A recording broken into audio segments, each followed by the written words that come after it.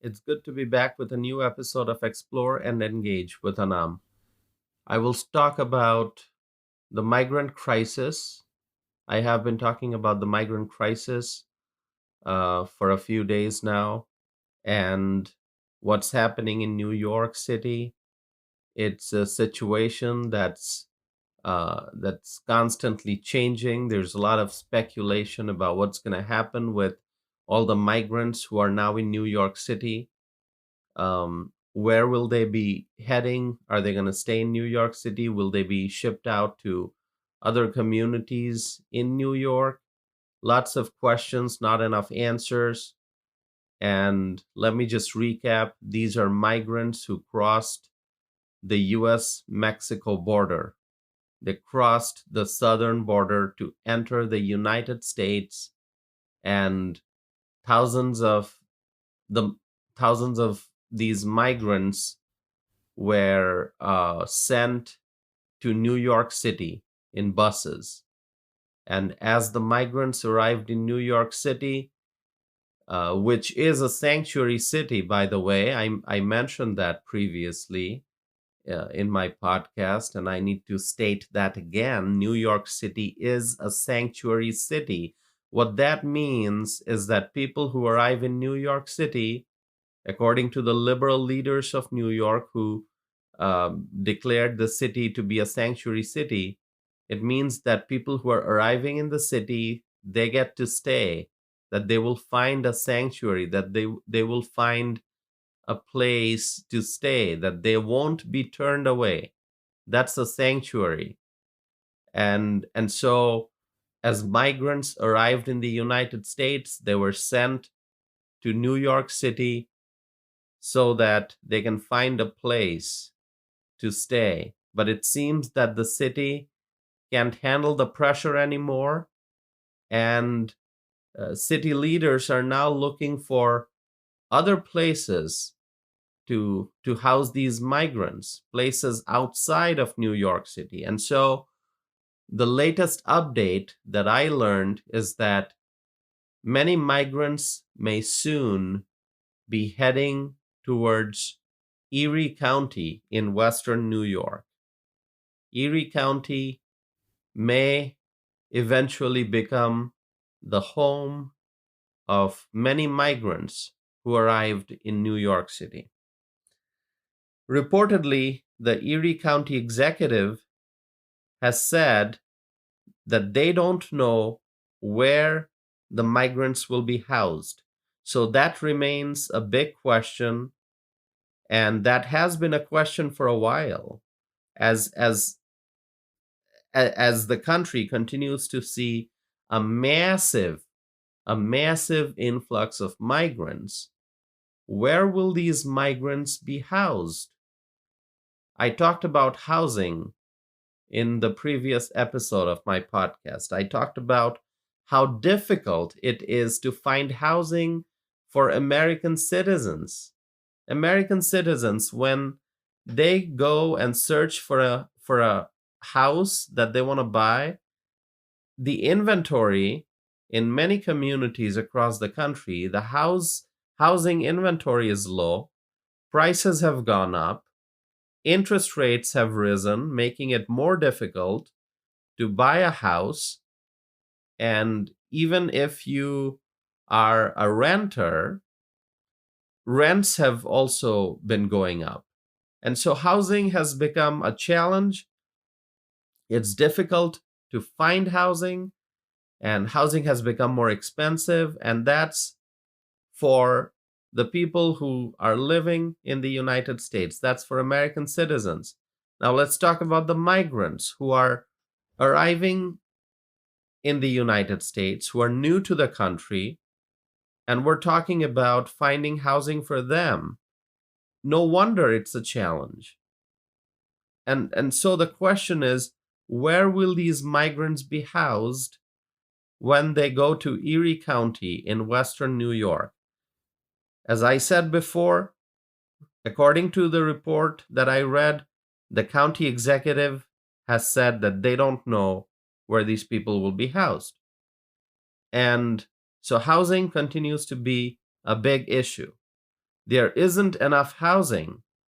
And so we saw in New York City that the city put many migrants in school gyms, and in Chicago many migrants were housed in police station lobby. And you can go search on the internet and see many more examples of places where city leaders decided to put the migrants, school gyms, police station lobby, and there are other examples. So you can go and search for all of that on the internet, do your own research. But the bottom line here is that housing is a big challenge. And so this is a crisis, no doubt that this is a crisis. And it seems that city leaders are trying to come up with more ideas as to where these migrants can stay. In New York, there's a proposal, and it's a proposal to house the migrants in college dorms, and I discussed that in my previous episode. And also in Chicago, there seems to be a proposal to use a college as temporary housing. And people have lots of objections regarding these ideas. I raised the question in the previous episode that is it fair to house the migrants in college dorms free of charge, the same college dorms that students have to pay for? When students live in those dorms, they have to pay for that. But the proposal is to house these migrants free of charge in the same college dorms. So there's a question of fairness. You can check out my previous episode if you want to listen to the comments I made yesterday. But no doubt that this is a big crisis, and it's not just a crisis in New York City and Chicago, both of which, by the way, let me tell you again, both of these cities are sanctuary cities. New York City and Chicago, both are sanctuary city. But now it seems that as people are showing up, as migrants are showing up, the city leaders are starting to realize that it's very difficult to be a sanctuary city. And in the case of New York City is trying to send migrants to other counties, and those counties are saying that no, we're not sanctuary counties. You chose to be a sanctuary city, New York City. So if you want to keep the migrants, you can house them in your own city and not send them out to other counties, because those counties did not declare themselves to be sanctuary counties. Imagine what the American communities at the US-Mexico border are going through. The communities that are close to the US-Mexico border. As the country experiences an influx of migrants, what are the border communities going through? People are struggling in those communities. Those communities are facing tremendous pressure because let me remind you, my friends, since President Joe Biden took office, millions of migrants have entered the country. And let me tell you, you see a lot of people coming in now, and they are asylum seekers, as they are called, but millions of people have entered the country illegally since President Joe Biden took office. People who crossed the US-Mexico border to enter the country illegally. They violated our country's laws. They came in without permission, without authorization. And so we have seen massive illegal immigration. And now that Title 42 has been lifted, it was lifted some days ago, our country is seeing a massive influx of people who are seeking asylum in the United States. So this overall crisis with the southern border, it's been going on for almost 2.5 years now. Because let me remind you again, when President Donald Trump was in office, he brought the situation, the border crisis under control to a great degree, because his administration was focused on enforcing our nation's immigration laws, and his administration was focused on securing the border. So President Trump and his administration, they worked on securing the border, and that's what should be done. But since President Biden came to office, we don't have a secure border. And you can see that because people are coming in. Millions have already entered the country, and people are coming in every single day. And now cities like New York and Chicago, which are far away from the US Mexico border, New York and Chicago both are far away from the US Mexico border, but they are feeling the pressure. And the liberal leaders of New York City, they wanted the city to be a sanctuary city, but now they are starting to realize that they don't have place to house these migrants. And the same goes for Chicago. And even in a city like Denver, they are also feeling the pressure of this border crisis, of this migrant crisis, of this humanitarian crisis at the US Mexico border. My friends, let me now talk about a different topic, which is the 2024 presidential election. Well, it's not entirely a different topic. It's somewhat connected because if you think about it, the crisis, the border crisis that we have right now, would not be happening if we had a Republican president in the White House. So the 2024 presidential election is an opportunity for a Republican candidate to win the office of the president. And the latest update that I'm going to share with you is that Ron DeSantis, Florida governor, reportedly will make an announcement later today. Likely, he will announce his candidacy for the office of the president. Many people are assuming already that it will be a political battle between former President Donald Trump and Florida Governor Ron DeSantis in the Republican primary. Donald Trump is leading the race among all the declared candidates so far, and I think we have to focus on winning the general election. So we have to ask ourselves, which candidate can win in a general election? But I think for now, we have to wait and see who else joins the race. If you have an interest in politics, if you like following political news, this is the season. And so we will wait and see if the polls change after Ron DeSantis joins the race, or will former President Donald Trump continue to be the front runner. It is an interesting time.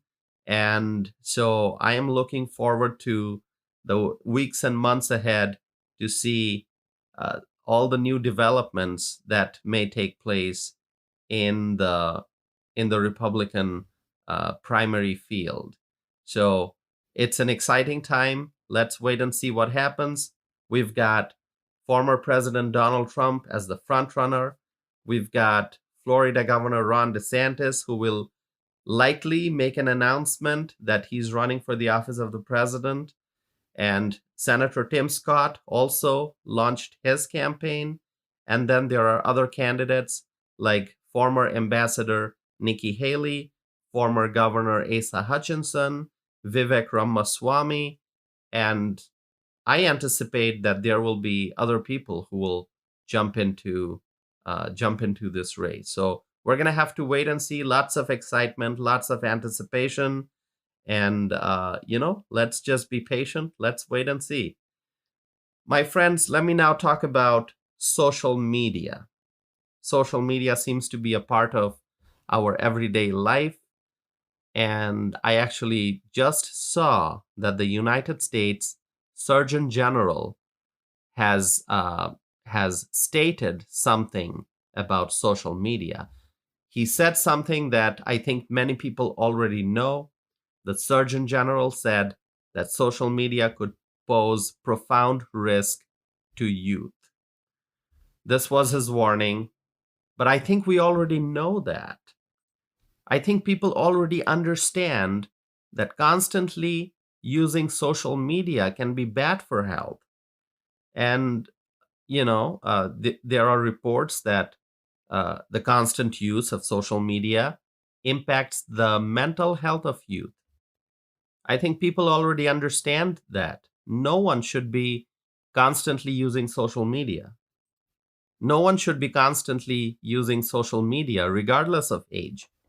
And my common sense tells me that looking at the screen constantly can be bad for the eyes, it can cause headaches, and it can lead to other problems. So, not only does social media impact mental health, I think it also impacts physical health. It seems to me that social media is necessary, but it must be used properly and not constantly. Youth and adults are both using social media, and it's widespread. And we live in the age of technology, and everyone seems to have a smartphone and social media accounts and apps. Reportedly, 95% of people in the 13 to 17 age group is using a social media platform, and more than a third are saying that they use social media constantly. I think we need to take a break from social media and read a book. Read a novel, read some poetry, read a collection of short stories. Read a book. And I think it's the parents' responsibility to ensure that their children are not using social media constantly. The parents must take action to ensure the healthy growth of their children. People across the world are now connected. A person can upload a social media post. It could be an image or a video clip, and then hundreds, thousands, and even millions from around the world can view that image or a video or that video clip in matter of minutes, hours, days, weeks, and the world is just connected. Everything moves really fast. People consume information in real time. They can check their notifications constantly. They can set up alerts on their phone to get the latest information that's being published on the internet. There are many advantages of social media, but it must be used in a way that does not hurt the mental and physical health of people. I think that social media is a part of our life. We cannot avoid it completely, but it must be used in a proper way and not constantly. Share with me your thoughts and comments. I am curious to know what you think. Please visit my website, tawsifanam.net. Send me a message. Stay connected with me. And that's all I have for today. Share with me your thoughts, and I hope to be back again with a new episode of Explore and Engage with Anam.